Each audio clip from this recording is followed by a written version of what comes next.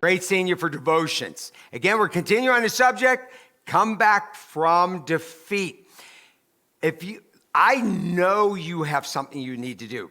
And it doesn't have to be some massive problem, but it's annoying. In fact, most people have a bad habit of things that they need to take care of. They just don't tackle it. In fact, they avoid it. And so I want you to overcome that. Look here. Discipline your mind. So you want to live a disciplined life so that you can be blessed of God. Look at Philippians 4:8. Finally, brothers, whatever's true, whatever's honorable, whatever's just or pure or lovely, whatever commendable. These are all good things, good thoughts.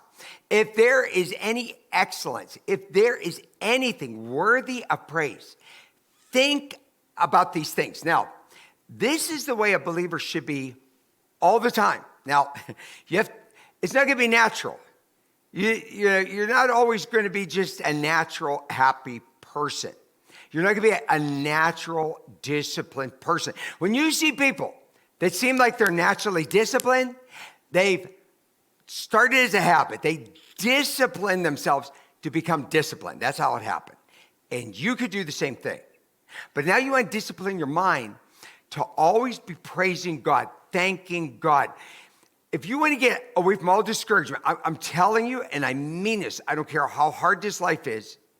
Now, I will say this, if you lose somebody you love, you're going to struggle and you're going to mourn, but also you can praise God and have joy and happiness during that time also.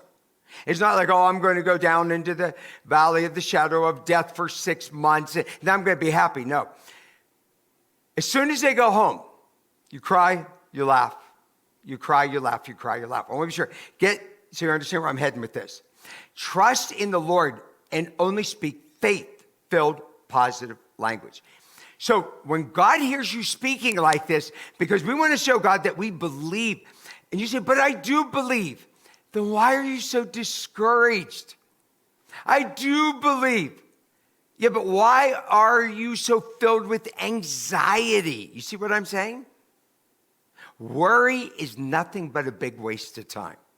The things in which I worried the most about in life, I think the reason why I worried, I already knew it was God's will. It's God's will at times to permit bad things to happen. We know that. That's how we become the people we become, children of God. But it's a waste of time because they happen anyhow. I want you to think about that. So don't think about it. Just praise God. Just pray that that's not going to happen. Pray that God's going to get you through that. I mean, you want to stay in that state of mind, not the other. Okay, 2 Corinthians 4:13. Since we have the same spirit of faith, according to what has been written. Look here. I believed, so I spoke. Do you see that? So you are to speak what you believe.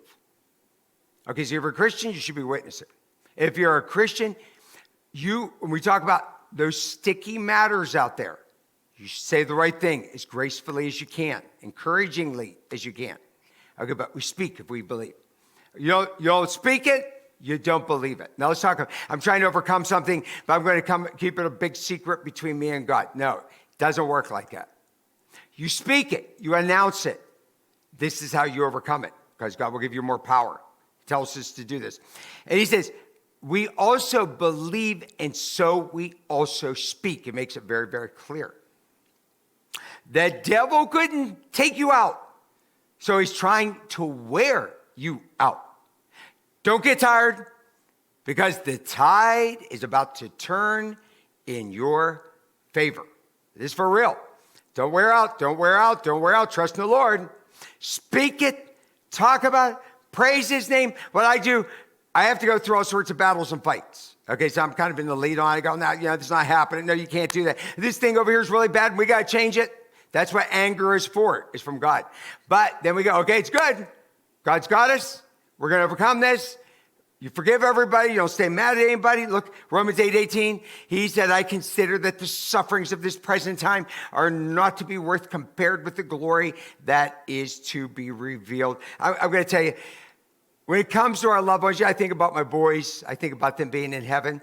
And if I think about it a little too much, that all of a sudden my heart starts to hurt and I stop. I'll show you how this works. I stop. I go, no. My kids are running up and down the golden streets. They're jumping in and out of the river of life. They're fellowshipping with the believers. There's animals up there. Both of them liked them, and they're playing with the animals. They're running through the fields. They're with Jesus. They're with the angels. They're singing praises. They have no heartache. Oh, my goodness, they're so blessed. And I'm so thankful that they're with God. And I think, wow, how exciting it is to die, to be with God and Jesus, but also to be with my kids. Okay, listen, turn everything around. You can find honor and glory and praise. God loves his people when they do that, and he will give you extra power. He'll give you extra strength to overcome, and also power to have your prayers answered.